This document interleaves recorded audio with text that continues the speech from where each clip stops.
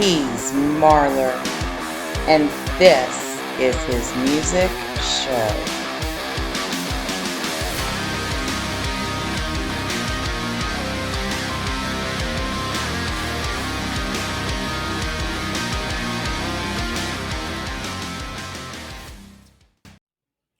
Hello again, everybody, and welcome to another craptastic episode of the Marler Music Show. My name is David, also known as the Marler.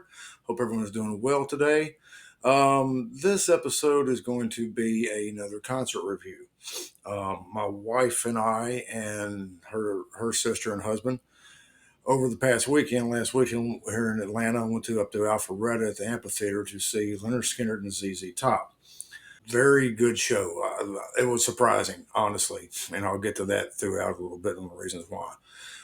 So ZZ Top, Lynyrd Skynyrd, two bands that I've liked most of my life. I kind of grew up on them a little bit. My brother being older than me, and them kind of being like contemporary bands when he was a teenager. Got me into them. I started listening to them with him when I was little, and it carried over into adulthood. And I've had my spurts with them or whatever. Um, ZZ Top. Both of these bands I've seen about 10 times a piece. I saw ZZ Top for the first time in early 1991 when I was in high school, and it was a very good show. In fact, the Black Crowes opened up for them on that tour. I want to say it was the Recycler tour, I believe. And it was a fantastic show. Loved ZZ Top back then and still do for the most part. Since then, I've seen them probably, like I said, 9 or 10 times since then. Haven't seen them probably in about 6, 7 years. Skynyrd is one of those bands I was not fortunate enough because I was so young when the crash happened. I was never fortunate enough to see them in that era. So my first time I saw them was not on the initial reunion tribute thing they did, but the tour afterwards when they put out 1991. Um, Saw them and loved them. And at that time, you still had I think everybody that was involved in the tribute was in the band at that time. So you had Johnny on the vocals, uh, Billy Powell, Gary Rosington, Ed King, Artemis Powell. I forgot who the other guitar player was at that time with them, but it was that same lineup, I believe, and that lineup continued on for quite some time. And I've seen them several times since then. Like I said, probably 8 or 9 times since that time in '91. Just every couple 3 years or so on mini tours. And as it turns out, kind of like every time there was a unfortunate death in the Lynyrd Skynyrd family of the band that was playing at the time, and they'd replace somebody, I would usually see them through that whole process. Having said that, obviously, since they haven't done a lot of shows since Gary Rosington died, it's the first time I've seen them without him. This is the first time I've seen them without Gary Rosington, and as I'll go through here when I'm dissecting both of these set lists, it was better than I had expected for a number of reasons, and like I said, we'll get into that. So anyway, the night started off with Uncle Cracker. We got there probably about halfway through his set or so.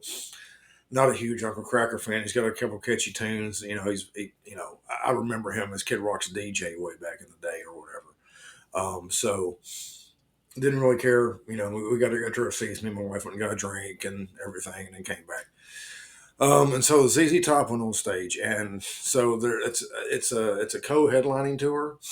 I believe they're alternating nights in terms of closing the night. I'm not really sure about that. That's my most true co-headlining tours work. I don't know if this one's doing that or not, but anyway, this night ZZ Top went on first, and so the songs they did, I'm going to list them all out here from one to they did 15 songs. Got Me Under Pressure, I Thank You, Waiting on the Bus, Jesus Just Left Chicago, Give Me All Your Lovin', Pearl Necklace, I'm Bad, I'm Nationwide, I Got to Get Paid. I'd never seen them do that song before. I think that is a song off of maybe their very last studio album they did. I'd heard it a couple times, never seen them do it live. It's pretty good. My Head's in Mississippi, which is one of my all-time favorite. I don't know why, because it's for a lot of general public people that know about Skinner. It's kind of a deep track, I feel like, but I love that song. I don't know what it is about it, but I absolutely love that song. Then they won the 16 Tons, which is a Merle Travis cover. I think he's a country singer. I'd never heard this song ever, but I have to say I did like it. It was pretty cool. Just Got Paid, Sharp Dressed Man, which obviously one of their biggest, if not their biggest hits of all time. Um, Brown Sugar, Tube Snake Boogie, and LaGrange, and I think they did Legs in there too. I think the set list I'm looking at off Setlist FM is leaving out Legs, which was another big hit for them back in the '80s when I was a wee child. So ZZ Top has been interesting the past year or so. Um, you know, with Dusty Hill dying, and I think it's his bass tech now that is playing bass for them, and he does a pretty good job. I mean, he's got the beard and hair and everything, and I don't think it's one thing he's trying to copy or whatever, but he's trying to help Billy Gibbons and Frank Beard carry on with his band, which you know when he passed away, I wondered if they would carry on. They had a lot of dates I think scheduled prior to that, and one of them was actually in Memphis not long after it happened before I moved here. I didn't go to that show, but I wondered if they would try to carry it on because a lot of three pieces, especially when one member leaves or in this case unfortunately passes away, or for whatever reason if that member's no longer in the band, a lot of times they're not replaced. Three pieces usually are they're very special because you've got three guys being a very cohesive unit, um, that are making the music of a four piece a lot of times with just three members. Now, I understand a lot of people think ZZ Top's music is very simple and whatever, and if it is, it is. But they've made a lot of money, had a lot of hits, and been very popular over the past 50 years doing those simple things. Um, so you go back to a couple of the three pieces real quick. You take Nirvana. Kurt Cobain killed himself. That was the it. You look at Rush. They had their initial drummer, and after the first album, Neil Peart came in, and it was them for 40 years. No, almost 50 years, I guess, 45, something like that.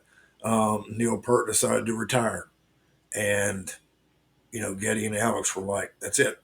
We're not touring anymore," or whatever. And then a couple of years ago, Neil passed away, and they haven't done anything since. And I don't, it's been talked to him. I do some one-off shows or whatever, but I don't think as far as anything, big scale, long term, it'll happen. So, taking all that in consideration, and with ZZ Top deciding to carry on, um, it was interesting to me that you know what they were going to decide to do, and I think it's a good idea that they did. I think that their fans still want to see them. They've been around so long. They still got good music. And look, Billy Gibbons is getting up there in age. He's in his 70s. His voice is not what it used to be. He uses his deeper voice, which makes some stuff sound kind of cool. But you can tell it cracking a little bit or whatever. And his guitar playing is a little bit slower, it seems, with certain songs. Um, and that's just to be expected. But overall, when I say it was surprising, it was a good show. That they put on a good show once again. You can tell they're older. You can tell that it's maybe starting to get to them a little bit, but all in all, it was very enjoyable. And actually, it was actually a little bit better than it had been. I remember the past couple times I had seen ZZ Top. The It's almost like everything was like a quarter beat slow or something. It was very methodical sounding.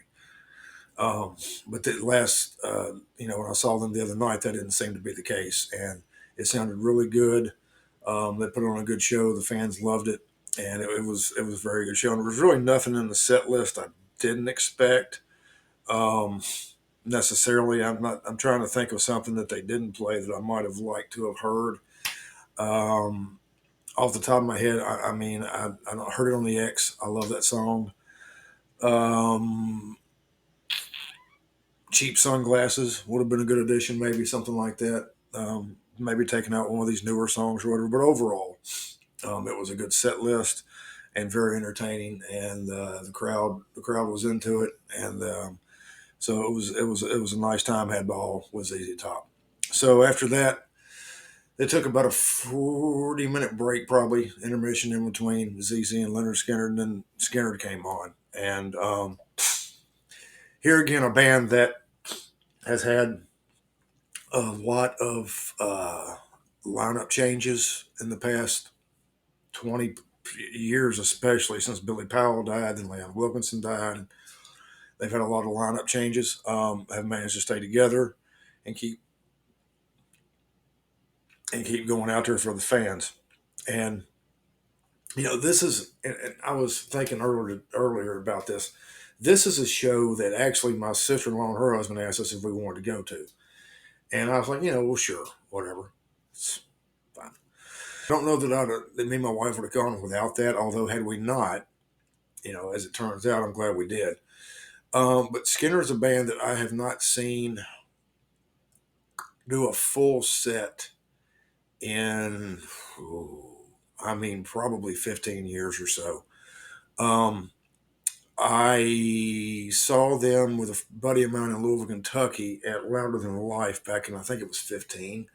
And they weren't even on one of the main stages. They were on like a middle stage kind of away. And so there were some other bands we wanted to see after them. So we kind of bolted early because we thought, it was going to bleed into the other two, which it did. And that's a whole other story. But anyway, so I hadn't really seen them. And I had a couple opportunities to see them in between and was just like, no, I'm just not. To me, it's nothing more than a tribute band, right? Um, and you can argue that it is, and you can argue that it's not. There's a lot of way, because let's face it, there's nobody left in that band that was in the original band. There's nobody left in that band that was in the band from the time that Pronounced came out to the plane crash. And the only one still alive is Artemis Powell. Okay. So there's nobody in that band. All you've got Ricky Matlock, who was in the band, I think, before they got signed. You've got Johnny Van Zant, Ronnie's brother, who's done a very, very good job over the past 36 years of carrying the torch for that band and, giving his best for the vocals that his brother came up with and honoring his legacy. But it's one of those situations, though, where even though it's kind of been a gradual I almost said transgression, a gradual transition through all these members that have passed away and bringing new ones in, and it's just kind of happened, organically, for lack of a better word, just kind of over a period of years. Um, it's still almost on the surface feels like it's a tribute band, but here's the thing: the fans still come out in droves. They still buy the tickets. They still buy the merchandise. It's kind of like Kiss and some other bands. If they want to keep doing it and keep bringing the music to the fans and keep making money, who am I to say don't do it anymore? Okay. Who am I? And I mean, and the crowd was really into it. And I posted a video already from part of Skinner's set. And over the next week or so, I'll be posting a few other videos from that concert from Skinner and the ZZ Top part. But the fans were into it, and so when the lights went down, everybody kind of went crazy, and so they started. And so there was an intro video celebrating the 50 years of Skinner. And then they opened up with Working for MCA, which I've always thought was a fantastic opening song for them. I've seen them, like I said, 9, 10 times, and they've opened with that several of those times from what I remember. Then this is the only song they did that was not 70s Skinner, song called Skinner Nation. I'm not going to lie and tell you what album it's off of. I just know it's off of album probably in the past 10 years or so. It's an okay track, whatever. And then What's Your Name? That Smell, Whiskey Rock-a-Roller, The Needle and the Spoon, which is I like that song. It's a cool song. Saturday Night Special, The Bout of Curtis Lowe, another very cool Skinner song that I'm very fond of. Tuesday's Gone, one of my favorite Skinner songs. I Know a Little, that's okay. That's probably my least favorite of the night, other than Skinner Nation. I maybe would have heard. There's a couple things they could have thrown in instead of that, but and then this next song is my favorite Skinner song of all time, and that's Simple Man. Love it, always have from the first time I heard it. No, my favorite Skinner song is not Sweet Home Alabama or Freebird. It is Simple Man. They went from that into Give Me Three Steps, another cool song. Call Me the Breeze. It's always a good live song with them. And then they did Sweet Home Alabama, which, you can't have a Skinner concert without Sweet Home Alabama. Honestly, for me, not one of my favorite Skinner songs, but I like it nonetheless. And then, of course, the last song was the one and the only Freebird, which, in my opinion, is one of the greatest rock and roll songs of all time, if not the greatest. There's a big debate about that. Whether a lot of people debate that Stairway to Heaven, but that's a whole other episode to get into that. So that was your set list for both of those. Both bands played about an hour and a half. It was definitely, that was a good thing. You got pretty much full sets from two bands that are legendary and been around for a very long time. And, regardless of the ticket prices on that, that's something that's worth paying for. And plus, not knowing, too, how many more times you have a chance to see these two bands. And these are two bands, they've toured together before. I've actually seen them one or two times on the same tour before. Um, and it was really cool to see those two bands. And I'm glad we ended up going. Um, in fact, it's kind of got my juices flowing to maybe see Skinner again one of these days. We'll see how that goes. I don't know how long they'll keep doing this. I know when Gary died, they had all these dates that were scheduled and everything that they had obligations to. But um, I feel like that Gary, along with the other members that have passed before him, would want them to carry on with the music and take it to the fans, and that's what they're doing. So, here again, like I've said many times before with a lot of other bands, if the fans want to see them, the fans pay the money, the fans buy the merch, and the band can continue to do it physically, who's going to say stop? Why would you wish that they stop? Whether you think they should or not, for certain reasons, is a different story. It has nothing to do with that. But if the fans will come see them and whatever, and pay money and are having a good time, and the band can do it physically, hey, by all means, God bless you. Go out there and do it. So that's my episode for this week. I figured while it was fresh on my mind, I would go through this with y'all. And so, when you watch this in the comments below, let me know if you were there, or let me know if you've seen Skynyrd and ZZ. I know this at the time of this, they've only had like 3 or 4 shows so far on this tour. But if you were at this show in Alpharetta, or if you're going to a show, or if you've been to a show, comment down below and maybe we can start a conversation about it. As always, you can email me at the gmail.com with any comments, um, with any suggestions, any ideas that you might have. And just we can, I always take everything in consideration. Not sure what I'm really doing on my next one. Got a couple ideas about that. I've got a lot of ideas going on this bald head of mine about things to do, things I can squawk about for 20 minutes and waste a bunch of your time. But we'll see what next week brings. So I'm going to sign off. And as always, going to say, be good to each other, be good to yourself, and life will be good to you. Peace.